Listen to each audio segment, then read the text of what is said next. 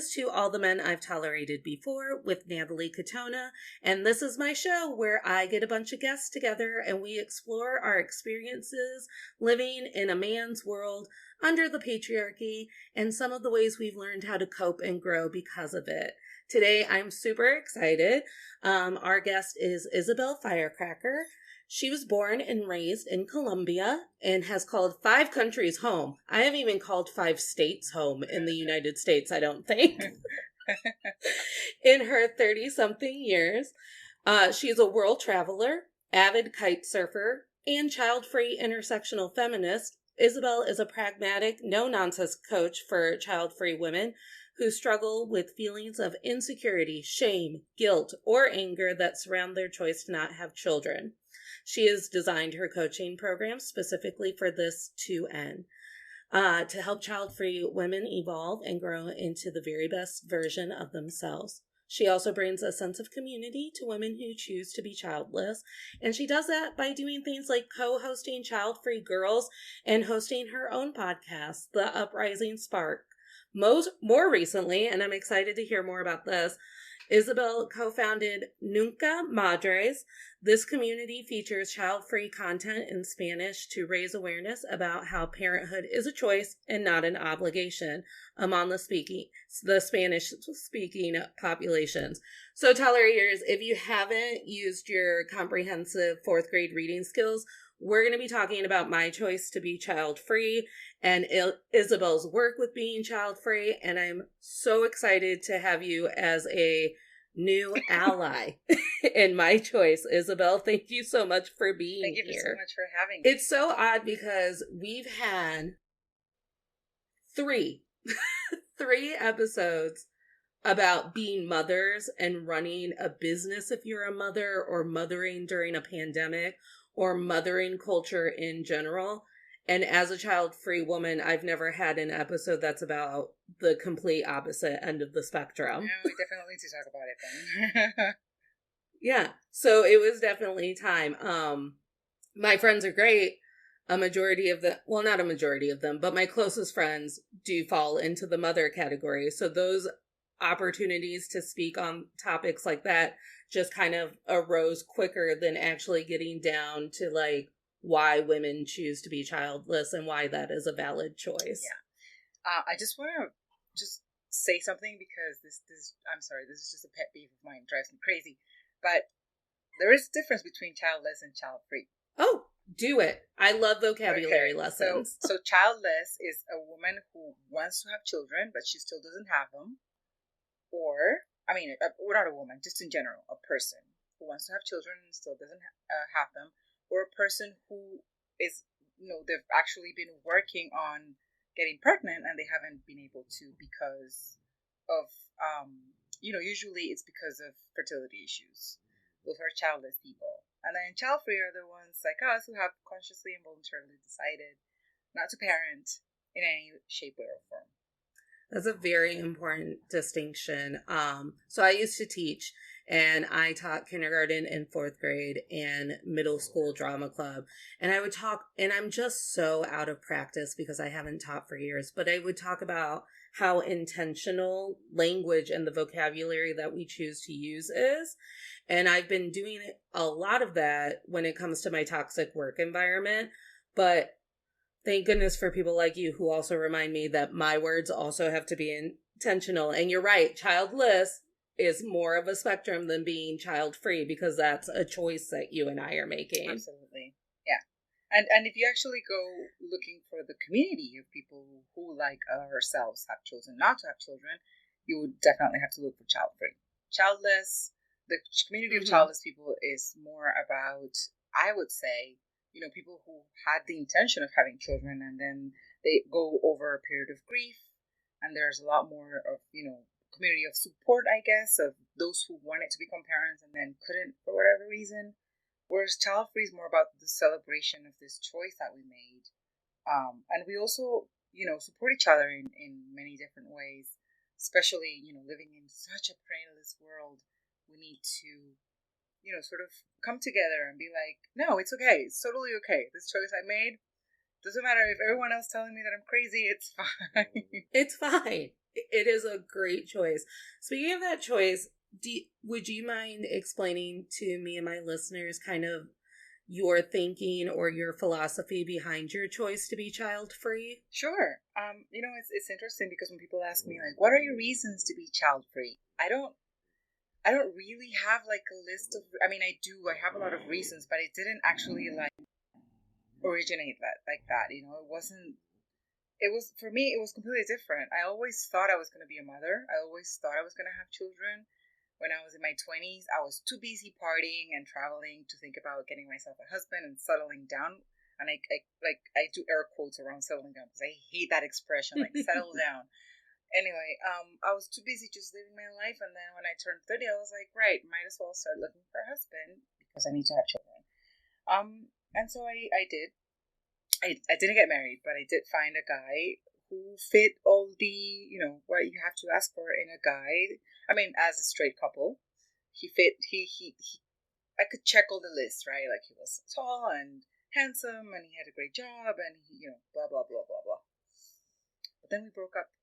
And when we did, I was going to therapy. I had been going to therapy for a very long time. When we broke up, I remember going to therapy, and I was telling my therapist about our breakup, and I was like, and I have to go back out and get back. I was 34 at the time. I was telling her I have to go back, get myself back out there, find a man, go through the whole thing.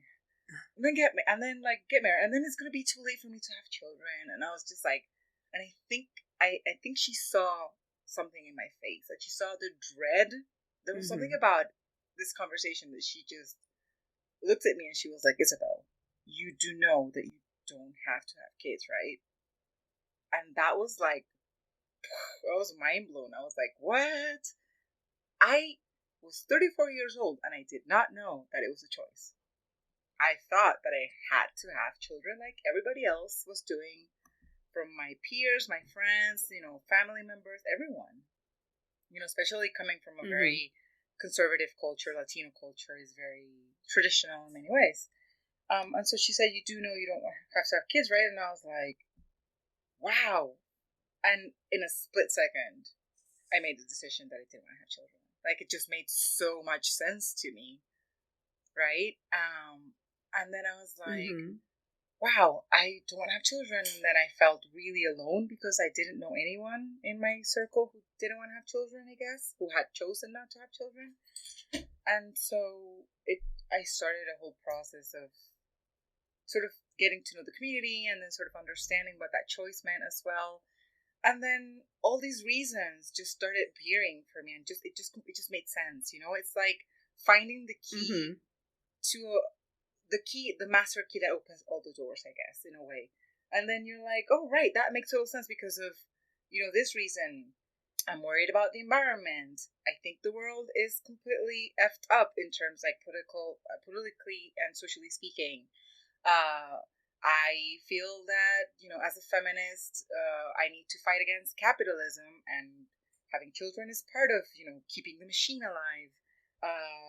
I don't want to spend my Saturdays or Sunday mornings, with kids going to the park or whatnot. I love my freedom. I love traveling. There's just so many reasons that I also have.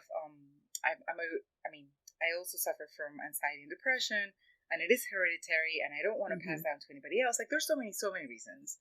But to me, it was more of that. It just totally made sense. Totally made sense. We have almost kind of the same path. So at the beginning of the COVID-19 pandemic and in our first lockdown, I was 31. And for a while, I was able to just kind of get by. When I became unemployed very early on in the pandemic, I used to work in theater, and live theater really can't thrive during a lockdown. So layoffs happen.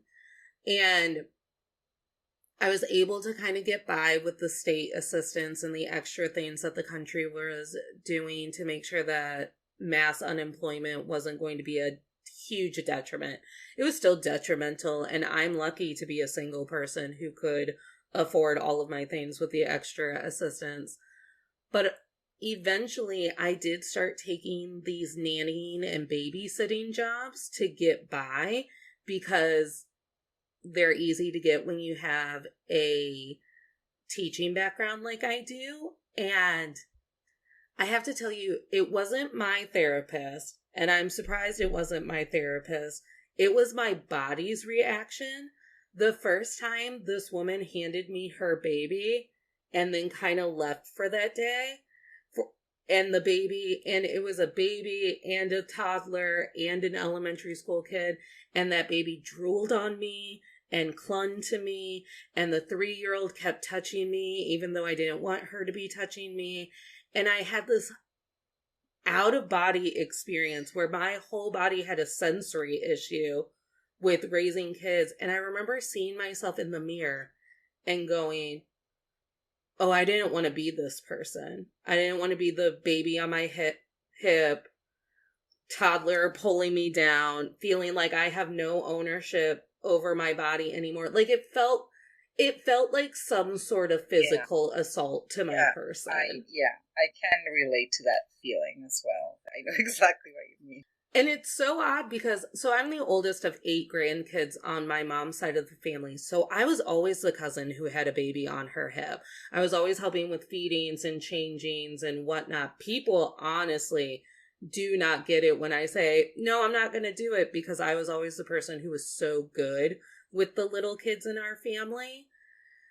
And I went to college for teaching because I thought it would be the easiest profession to raise children under. Like, oh, well, I'll have summers off and their vacations off and whatnot. And I'll meet a guy and we'll have babies and I'll be able to raise those babies because I'm teaching. And then a decade later, I'm holding a baby going, no, I don't. It's gross. Like the baby, like you probably really love him, but it's gross. And it's gross, and you need to take it back. Yeah. When that sort of situation happens to many Childfree women, we get told things like, it's different when it's your own. Oh. Which is like, I don't even want to, like, try it to see if you're right. You know what I mean? Like, I don't know. So luckily I have a very realistic friend who is also a mother who explained to me all of the reasons why it's quote unquote different when it's your own. And it's the hormones in your body, like making sure that you don't smash this thing that's bothering you and changing the chemistry of your body. So my father one time told me, like, well, I just hate that for you, because I just feel like if you would give it the shot that it deserves, you would know that it's different when it's your own, and it would be the happiest thing that you ever did. And I told him, I was like, I don't need my body and my hormones to gaslight me into doing something that I don't want to do. Wow, I love that. I absolutely love that quote, because I hadn't actually thought about it like that ever. That's what our body does. It's just evolution. Like, if you can just make everything science and be like, well, your body floods itself with hormones because if it's going to be 3:00 in the morning, you're going to be tired and delirious. Your body has to fight you from damaging the thing that's keeping you from sleep, from your well-being. Like, you're in survival mode the entire time you're raising a small infant. That sounds really stressful. I mean, honestly, there's another reason not to have children. There you go. Right. But I did. I was like, I don't need my body to gaslight me and send me a flood of hormones to convince me that I want to do something that I don't want to do. And then I had to explain to him that a lot of the reason why I didn't want to have children is because how I was treated as a child when other needier children were around me, how my needs always had to be put second to anyone who was a little bit smaller than me, a little more needy than me, anything. And now I'm at a point where I'm like, well, I get to put myself first now. What a luxury. You know, it's interesting because I did get a comment today in one of our posts from a mother. sometimes I do get comments Mm-hmm. from mothers being very supportive and very like, totally get what you mean. Like, I love my child, but it's tough. I love those posts. I love those comments. And so she did comment about how hard it is and how exhausting it is. And then she said, because everyone's expecting everything from you. They can drain you Mm-hmm. out of everything, your energy, your time, your resources, your mental health, everything. But if you try to sort of like take something back, then you're the bad guy. Because mothers are supposed to be Uh-huh. there unconditionally, no matter fucking what. And then other people are not. And so that's one of the reasons also why I wouldn't say all, but many couples, when you see them raising their children, it's almost 95% on the mother, especially in cultures like Mm-hmm. mine, very traditional cultures like Latino cultures, or even I would say African cultures, or cultures that are, or communities that are very religious. 95%, more or less, this is just me throwing out a number out there. It's not scientific fact, but I would say almost 100% of the whole responsibility of not letting this child die and helping it Mm-hmm. thrive, it's the mothers. And so, being Yeah. a person with a uterus, I would say I don't want that for myself. And I do admire the women who Yeah. actually do it consciously. Honestly, they're brave, but that's not for me. They Yeah. are. And I think that's a good point too, because I watch my friends who are raising children who may or may not have made that choice with the entire picture in front of them. Because a lot of my friends will tell me, they're like, no one talks to you honestly about motherhood. No one does it. They all tell you, like, it's the greatest part of your life, and you get paper flowers for Valentine's Day, and there's a little human that loves you every day. They're like, but no one really tells you. I have friends, and she said it on our mom culture episode. She said, I don't, and she tells me often, I don't get to experience joy anymore. I just experience joy secondhand from my kids. Like, I watch my kids have joy, and I go, okay, good enough for me. And I said during that episode, I was like, I might be an asshole, but I can't settle for secondhand joy. If I'm at the zoo and we're watching the buffalo, I want to be fucking happy to see the buffalo. I don't want to watch some kid be happy to see the buffalo and that be enough for me. I absolutely agree with you. Absolutely 100% agree with you. And, we hear that and it just makes me so sad. I It makes know. me sad because, we're not walking incubators. That's not why we're in Mm-hmm. this world. I don't think that humans were put into this world with the sole purpose of reproducing. That makes no sense. You know what I mean? Like, we have all these, we can feel and we can experience life in so many different ways. Why would we be here just for that purpose? And so, feeling that some people just kind of go through parenthood like that, sort of like, this is my duty, I have to do it because everyone else does it, and Mm-hmm. it brings me no joy. I love my children, but still, I'm not happy at all. Like, that makes me sad. And I say out loud to my friends who have kids a lot of the time, where I go, well, that's not why I'm having kids. And then they affirm me and go, that's exactly why you shouldn't have kids. And then, but so talk to me about, did you date a lot after that you not came up with, when you finally made the decision and the aha moment hit you that you didn't want to have children and you felt free in that decision? How did potential partners take that? That's a great question. So, I was, like I said, I was 34 when I realized I didn't want to have children. And it's funny because that's like the prime age, I would say, to, Mm-hmm. settle down, or whatever that means. Find a guy, get married, start having kids, I guess. I mean, for people who have a certain level of education, I would say, it's less common now to see that they get married young. Anyway, Mm-hmm. it was an interesting experience because I just came out all gung ho, kind of. I'm child free, and I was telling everyone, I was telling people all the time, I don't want to have kids. Like, I was so proud. I had made a discovery about my life, about myself, And dating became really hard. Yes, it did actually. It did because when I started dating I started dating someone, or we went out for coffee or whatever. I would try to tell people that I didn't want to have children from the get go. That was really, really important to me because I didn't want to waste my time. I didn't want to waste their time. Like, I had my mind completely made up. No one was going to change my mind. And I remember getting comments like, some people making fun of it and saying you're going to change your mind. I remember one guy who he's a scientist of some sort. I can't remember exactly what he does, but he was telling me how it is human. Like, we are here, and our responsibility as human beings is to reproduce. Blah blah blah.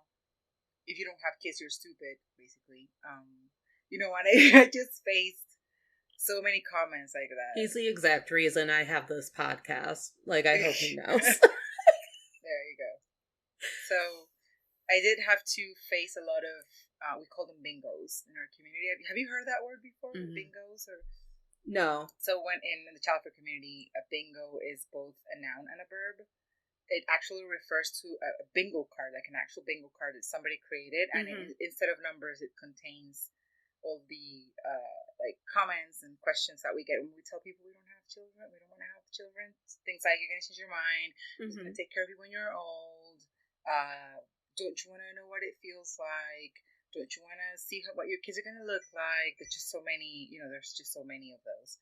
And getting bingoed, which is a verb, is when somebody tells you, one of these comments. So I got bingoed a lot by men I was starting to date.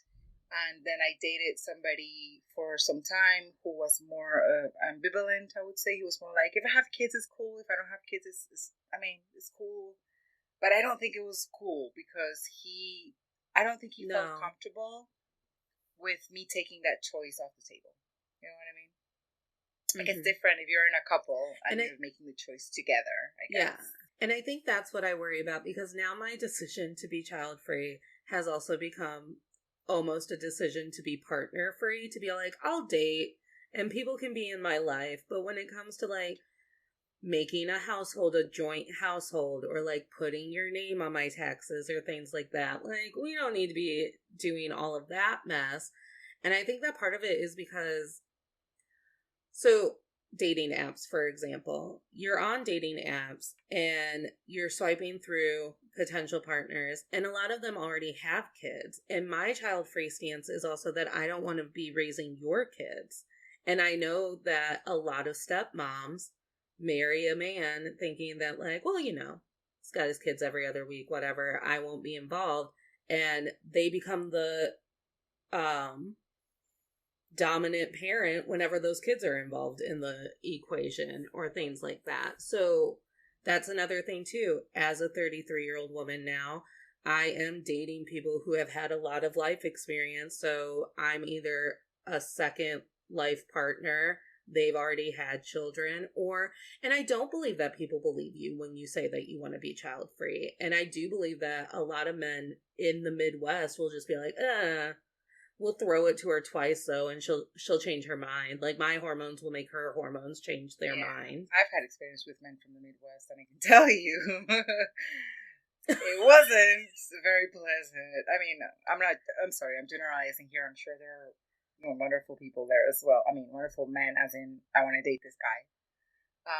But yeah, the thing about coming as a child-free woman, so certain of your choice, so empowered by it as well, is that when you find potential partners who still want to fulfill that role of being, like, I don't know, the person in the couple that's going to make the decisions, the macho guy, especially, I'm Latina, remember that. So, the man is going to make, the choices, and the macho, blah, blah, blah. It's like, wait a minute. This person has decided already by herself, without anybody's help, that she doesn't want to have children.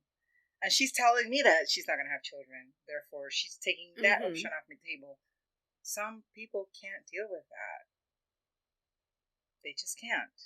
No, I say it all the time. I go, have you ever tried to tell a man no? Like, have you ever tried to tell a man no? And I feel like when you're on the first coffee date or whatever, and you're like, by the way, I've chosen to be child free, it's an immediate, did she just try to tell me no? Did she just try to tell me that my lineage isn't great enough to carry on into the eons? And basically, I decided my lineage wasn't enough to carry on into the eons. And it's something I think about. Yeah. No, absolutely. I mean, and I understand, and there's a lot of people in our community who have also chosen to be, they call it marriage free, I guess. Like marriage free and child free, and maybe they date around, maybe, but they're not ever in like very committed relationships because they don't, I guess that they just don't want to feel that this person that they are going to spend a lot of time with will try to change their minds, because that also happens. I actually, one of the Childfree girls were Kristen, who, I was just telling you that I recorded with them today. She has been married 3 times because the first 2 husbands she had tried to change her mind about kids. Like, one of the reasons that she divorced them was because they were like, oh, I hoped you were going to change your mind. Like, I thought you were going to change your mind, blah, blah, blah. And she was like, no, and you knew this about me. So. Yeah, and I've said it on the podcast. We did a episode about so you want to date your podcast host, and we kind of like laid out all of our red flags and all the needs to know and whatnot. And I said, just so you know, if you think you can date me to change your mind about wanting to implant your seed in me or like pull some shady shit about me wanting kids, I find it really disrespectful and abusive because I was upfront with you. It is. It is absolutely disrespectful, and it is absolutely abusive. Yeah. So like I said, it was a really hard time, but I was happy. I was so happy with my choice. I was so empowered by it that I didn't mind that I wasn't finding Prince Charming, whatever that is, until I met the guy that I'm dating now, who also, first I was like, hello, hi, my name is Isabel. I'm childfree. Sort of. I don't want to have kids ever. And he was like, okay, cool. And he's also, I would say, sort of ambivalent, but he's more leaning towards I don't want to have children. He knows I have a tubal. Like, I got my tubes tied as well, because men are like, oh, but maybe you could change your mind. And I'm like, oh no, I got my tubes tied. I'm not going to change my mind. I don't think so. I wouldn't have put myself through surgery if I wanted to change my mind. Like if I was thinking I was going to change my mind. That's just my personal, experience and what I can speak to, because I know some women who also do change their mind about their child-free, I would say child-free dog. And that's okay. Everyone has the right to change their minds. That's fine. But, the thing about men sort of, I'm going to say here, like, understanding in a way your choice, in my own experience, was also like, I've also heard comments like, well, but if it happens, if you do get pregnant, I have a tubal, mind you, right? But if you do get pregnant, well, we can discuss it, right? Like, do you think like a tiny version of the 2 of us would be like so cute to see running around? And I'm just thinking, dude, that just doesn't want to make me even tell you if something like that happens. I'm just gonna go and get an abortion without telling you. That's not cool. I remember, so I've been holding on to Grey's Anatomy from the beginning, and I still can't let it go, but I remember that whole toxic storyline where Christina and Owen just continuously fought about Owen wanting to have kids, and then Christina would still be pregnant throughout the show, and then I feel like they had like 2 or 3, I think one was a miscarriage, one was an actual abortion, and then him being so petty about it, and it's like, well, I just don't understand when we are so radically honest about, and again, I do believe it's a cultural thing when it comes to men and women relationships, where it's like, I could also say that I like Caesar salad the most, but you're still going to expect me to put ranch on every salad if that's what you want. Exactly. I just feel like our choices get diminished. Yeah, absolutely. Absolutely. I had a really cool conversation with my mom when just to test the waters, I was like, Mom, I don't want to have kids. I go, and I'm getting well into my 30s, so the window for that to change my mind is shortening and closing. And she went, I think it's amazing that you're so sure in yourself that you don't want to have kids. And then my sister made a joke, and she's like, well, it's because mom didn't realize that she didn't want kids until we were 22 and 21 years old, which is when my mom divorced my dad, and we had a bunch of family drama. But I think about that sometimes. Like, my sister was saying that out of a place of sarcasm and hurt. But how often did our grandmothers and our mothers even feel like they had a choice when it came to being mothers? I don't think they did. I mean, they were raised with a completely different mindset. And this is, what prenatalism does. And prenatalism just sort of, it's so ingrained in everyone's brains and minds, and that even people, I mean, whenever you make a choice that is really common in your culture or your community, how are you going to know if you're the one that's making the choice, or if that was the way that you were raised and programmed to think that you wanted that? You know what I mean? Like, if you make a decision that is counterculture, then you're going against the grain and you're doing something for yourself. But if you're going with everyone else sort of life script, in a way, right? Like everyone else is doing, how do you know your decisions are yours? And I thought, this is very interesting. I actually had a conversation with my grandmother. Well, my mom was a different story. She lost her shit when I told her I wasn't going to have children, because she really wanted to be a grandmother.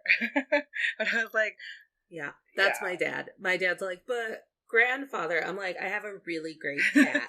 Continue to buy her very nice things for Christmas. Yeah, I had a dog. Now I have 3 with my partner. So, like, she can't complain, but she was mad at me at the beginning. My sister was pissed. Well, she was annoyed at me as well because she wasn't being an aunt. My father couldn't care less. He was like, "You do you, do yourself, whatever you want." But my grandmother, when I told her I wasn't gonna have children, she said to me, "You know what? Good for you. This world is going to shit. I can really, really understand your choice, and I completely support you." And then she passed away a year later, right? And then I was talking to one of my aunts after she passed away, and I don't remember why we were talking about this choice of mine, and she said to me, "You know what? Your grandmother was very sad that you weren't going to have children." And I was like, "What?" She said to me that she was like, "Oh, that's cool," and she was like, "No, she didn't want to tell you the truth because that's your choice." But she was sad that you were her favorite grandchild. She was sad that you weren't going to have a child. But I wish more people were like that.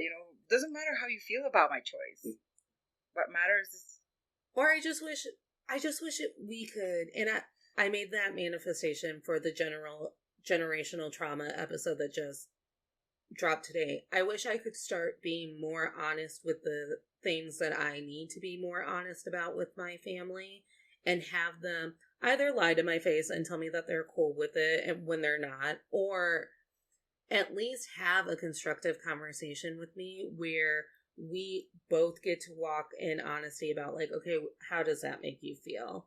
Does it actually matter how it makes you feel if you're not going to see it, be around it, all of it? Exactly. And, I also remember my mom, before I made the decision, telling me things like, "I'm going to love my grandkids, but I'm not going to take care of them for a full weekend. Don't even try bringing those kids here because I already raised my children," meaning me and my sister, "and now it's your turn."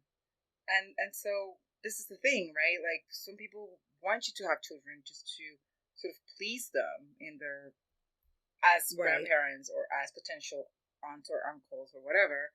But they're not the ones who are going to be there raising that child 24/7. They're not the ones that are going to have to wake up, I don't know how many times every night to feed the baby, and we're going to have to deal with, everything that a mother has to do, which is already hard enough.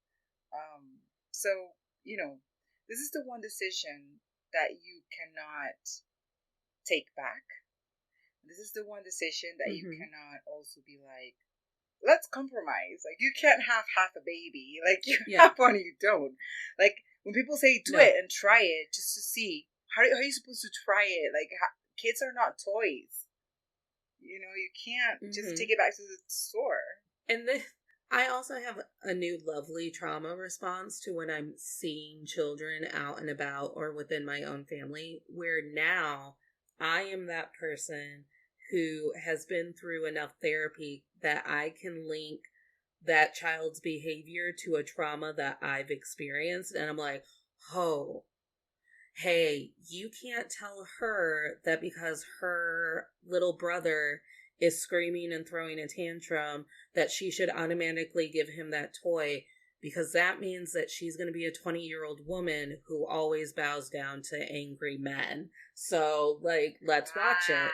Like, like, let's watch how we're parenting these kids for future, to be future adult people. And you're also teaching him, the harder I scream, the more people bow to me. So now we've got angry men and women towing the line to angry men. And it's like, and it's why I feel like I can't raise kids, because no one's helping me make it better. Wow. I hadn't thought about it like that, but yes, that is. Yeah. And that's how I know I'm right in the middle. Like, you can't call yourself healed, but I'm definitely healing, where I can just start to see things and piece that back to, well, I wonder if one of the reasons I'm worried about bringing a male partner into my life is because sometimes I am worried that I'll bend to what he wants, because I've been so conditioned to be like, well, can't you just compromise? Why are you so selfish? Like, some of my family members, when I say, well, I don't want to have kids, they go, oh, that tracks. Like, you're self-centered. Like, you're always just thinking about yourself. Yeah, we do get called selfish a lot. And I don't really understand where that came from, or who thought that was logical? Because why are we, isn't it more selfish to have a child just because you want to have that child? Like, who's asking that kid if the kid wants to come into this world? Nobody. You're doing it for yourself. We don't have to kid ourselves. Right. Nobody. I have never heard a parent say, I brought this child into this world because I want this child to blah, blah, blah. Like, it's always about, I wanted to experience parenthood, or I wanted to this and that, or whatever, or I wanted somebody to carry my name, or you name it. Isn't that more selfish to actually think, you know what? This world doesn't need somebody else coming out of my body. I might as well just stay this way and do my life, and also spend more time, all that time that I'm not spending on raising a child, like, spend it not only doing things that I love, but also helping out the community in other ways, right? Like, some people choose to do that, and that's perfect. So, I never get why people call it selfish.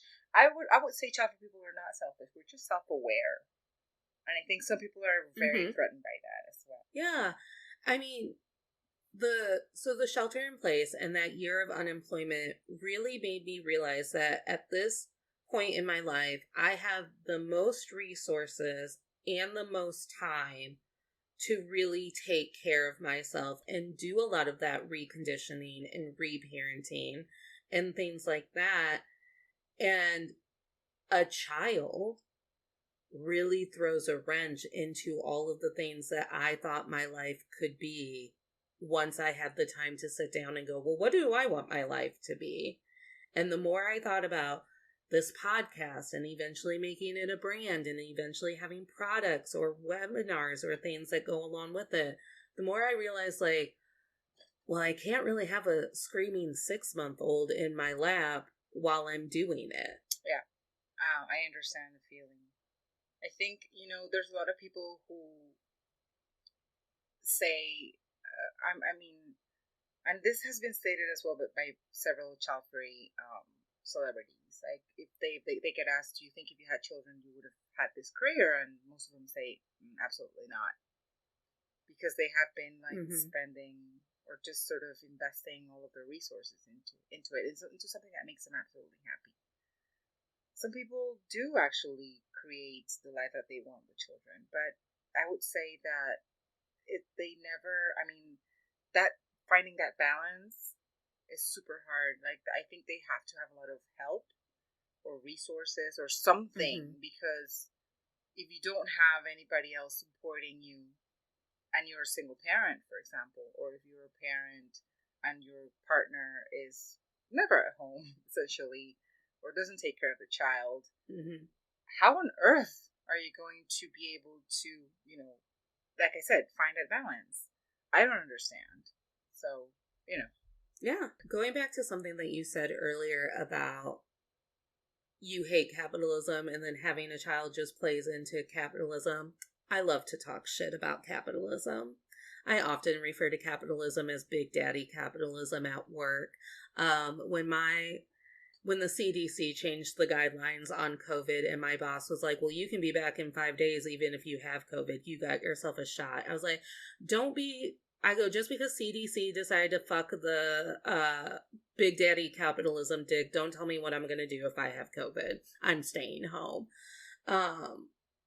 But on the mommy culture, I almost said, I was like, a lot of the time when I see children and I see the way that we treat children in our society, working in the public education system, watching the way that moms compare one another's parenting styles and things like that, I go, we've turned children into our product. Like, look what I did.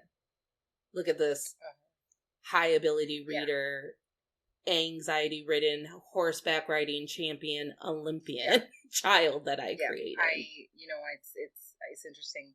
I read something not long ago. It was an article about how some people, I think they were talking specifically about, how do you call these people who have a bunch of followers online? Influencers.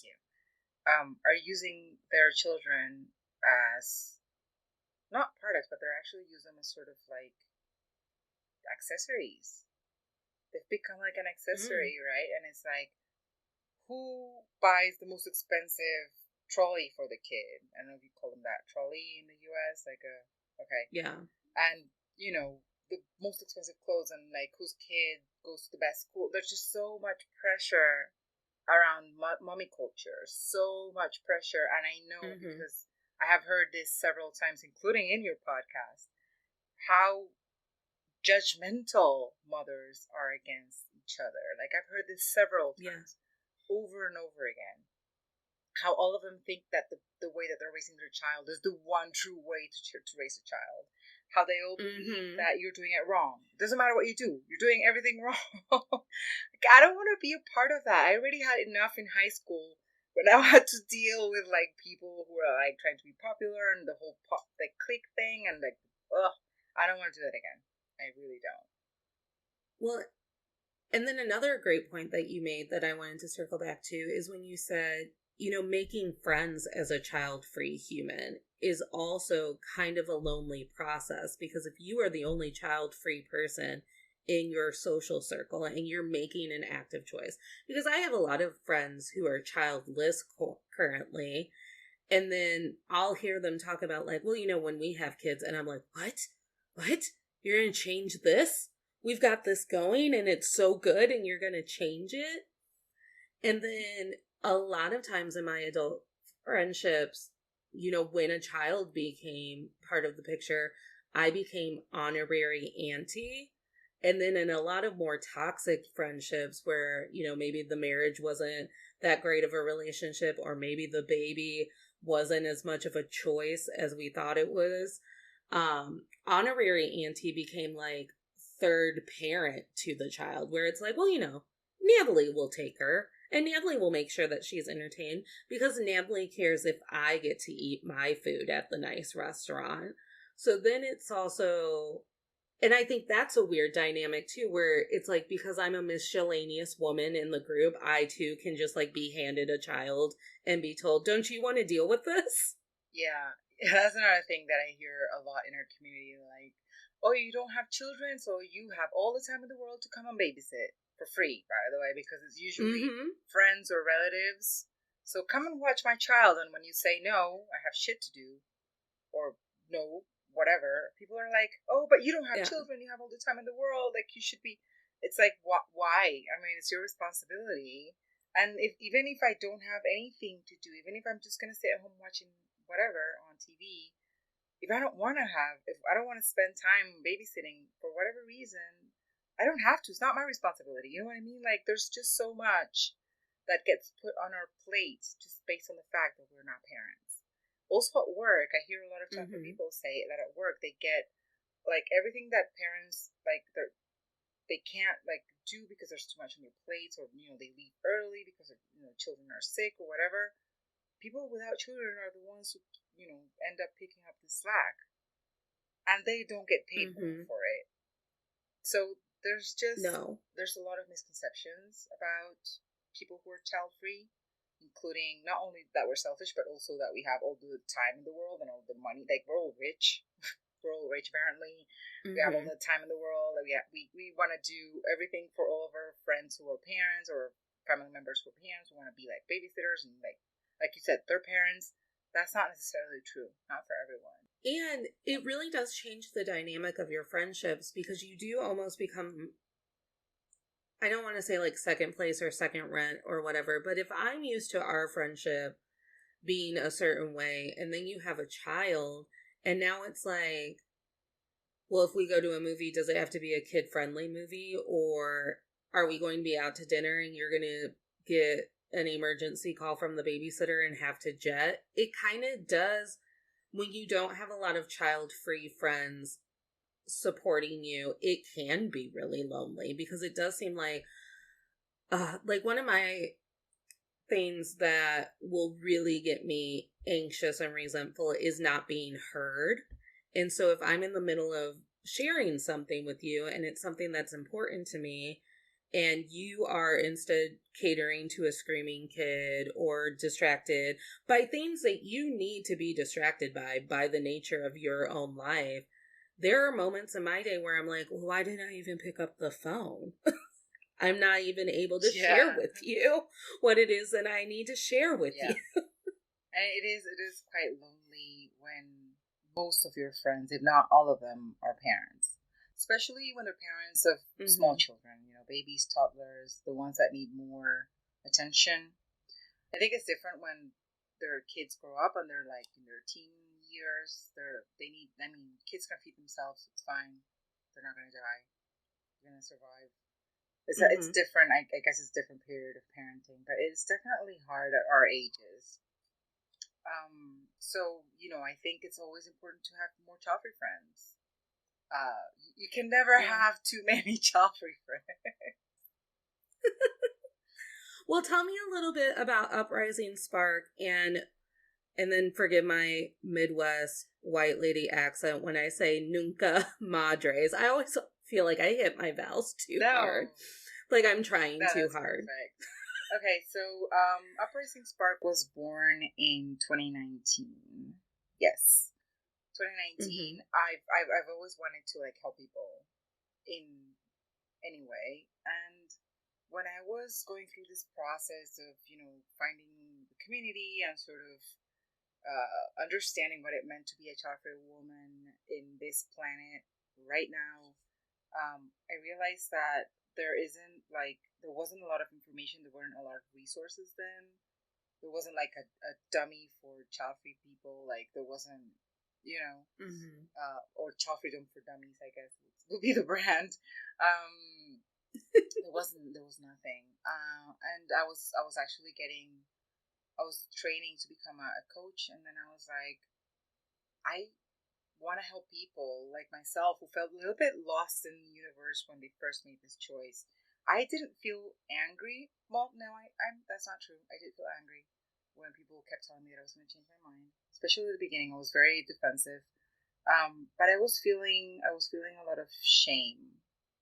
I wasn't feeling guilt. I Mm-hmm. was feeling a lot of shame, and just I wanted to navigate those feelings, and I didn't know how. I didn't know how to sort of go into the community and find people like myself. I didn't know how to talk to other people in the childcare community. I didn't. I was lost, and I had to sort of find my footing by myself. And so, I was like I said, I was training as a coach, and I was like, I just want to help women get through all this period, like everything that I went through, do it faster, do it with somebody next to them, do Mm-hmm. it, with help. And I also want to help people who are still on the fence about their choice to make their choice. It's not about do you want to be child free or do you want to have kids. The choice is more about what do you want to do with your life? Like, what does your perfect life look like? And then help them sort of shape Mm-hmm. that image. And then after we do that, ask yourself, does a child fit into this picture? And then if a child does fit into that picture, ask yourself if you want it there.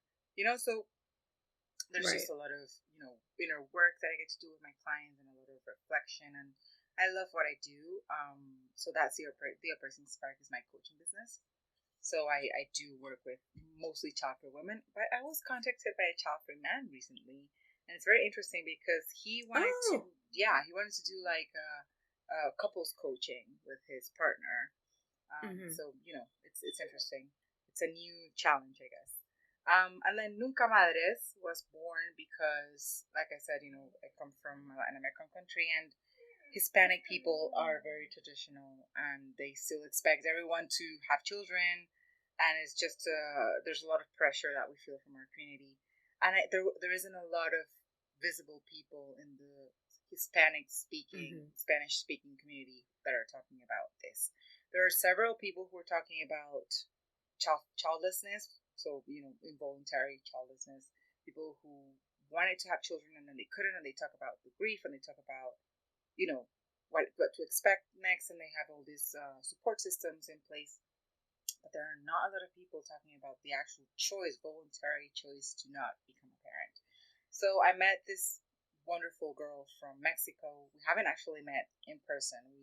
She contacted me, and then we got talking, and we were like, we should do something about this. And so we did. We created Nunca Madres. It's only been like 3 months or so. It hasn't been a long time. And we're already, getting to talk to other people in the same space, and sort of the idea is to, make sure that people, especially the younger generations who are not having children yet, understand that parenthood is a choice and not an obligation. Because, like I said, I only knew this when I was 34 years old. So there's a lot of people in our, Spanish-speaking communities who are in their late teens or maybe in their 20s who still don't know it.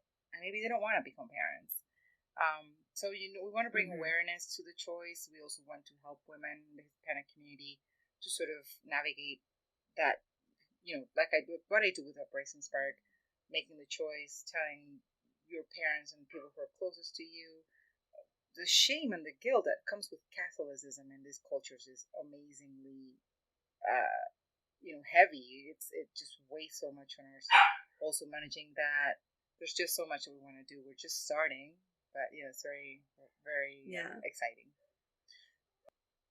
I was loosely raised Catholic, Croatian Catholic, and it always amazes me sometimes when a family member will say something that I know is out of Catholic shame or guilt, because I'm like, we didn't even try very hard at it, but that's really how you feel about the world.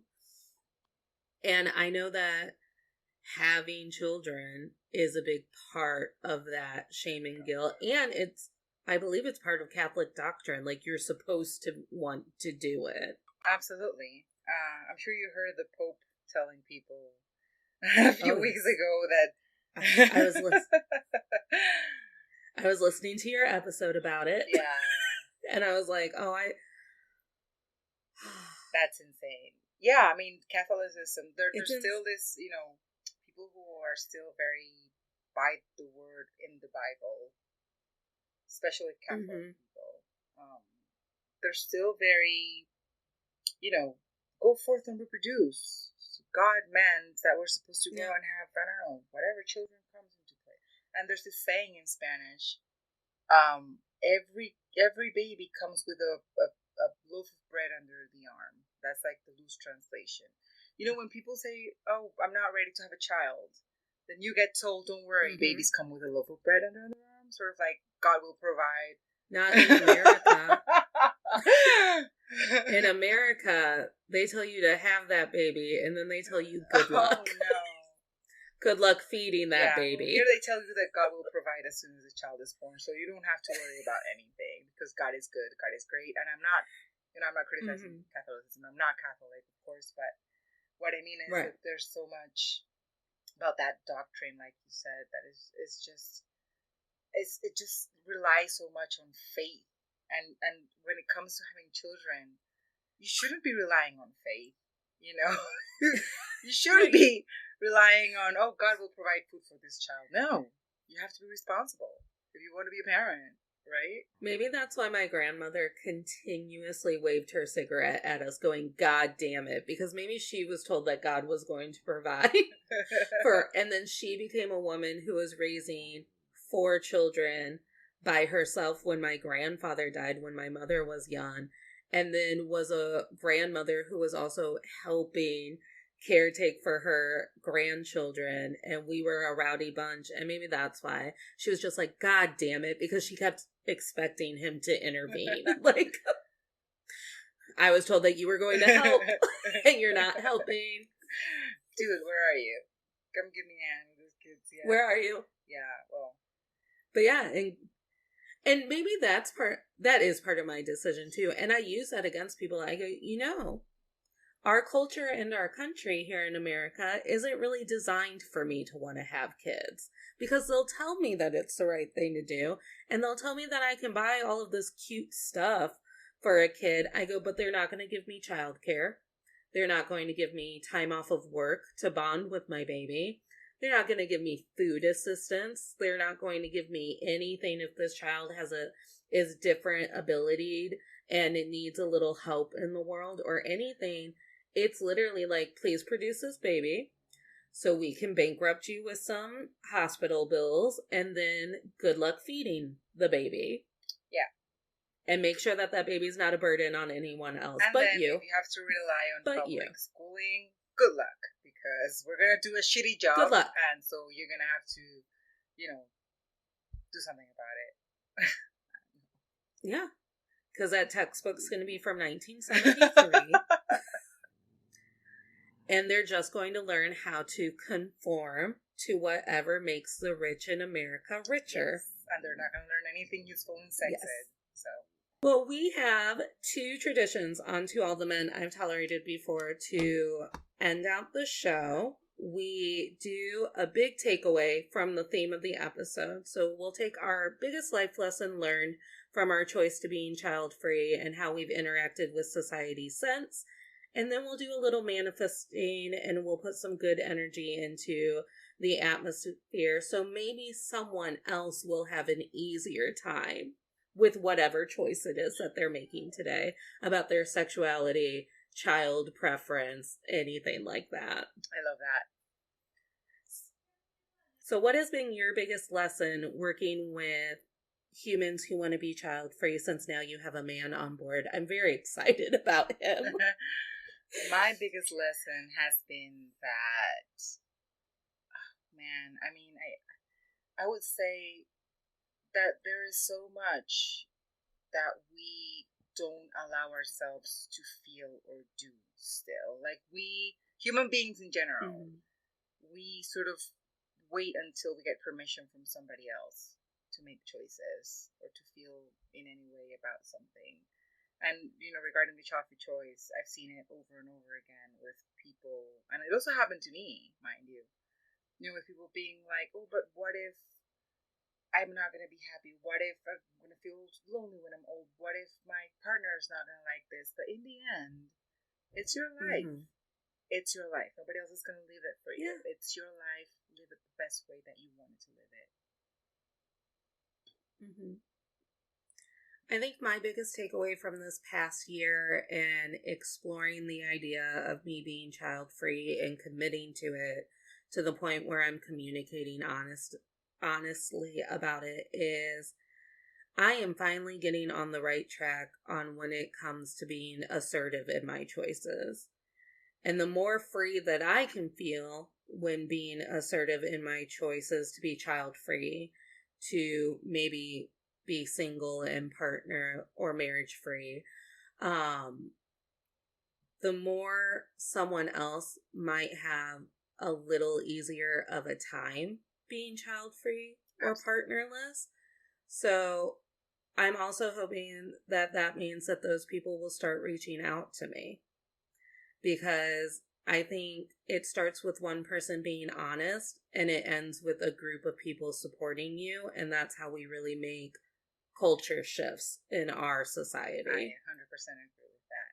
Yeah. And then what do you hope for the future for child-free society and culture? I just wish that child freedom just becomes mainstream. honestly, because right now, I mean, mainstream not in the sense that everyone's choosing the childfree lifestyle, but mainstream in the sense that it's just normal to talk about it. It's still so taboo. Yeah. I mean, in some cultures and in some communities, it's still this forbidden topic. You're not supposed to even think about not wanting children. What is wrong with you, right? I want that to not ever happen. I want people to be like, I don't want to have children. And everyone else be like, cool, awesome, and nobody telling you, you're going to change your mind or you're selfish or whatnot. I just want that to stop. Yeah. No, I agree. And my big manifestation is that I hope that someone who is either on the fence or is living in hiding about their choice or is having really toxic family holidays or dinners or looking at a partner who is about to make them make a choice that they don't want to make, that they find this episode, that they find you and Childfree Girls and the Uprising Spark, and that more people find the pockets in society where they can be their most authentic self, because everyone deserves the freedom to be them. Absolutely. And then go ahead. Thank you so much for being here. Before I start steamrolling into plugs and saying goodbye to the audience members or whatnot, I emailed you. I found Childfree Girls on an article, and I can't even remember how the clickbait led me to your podcast, but I'm so glad it did.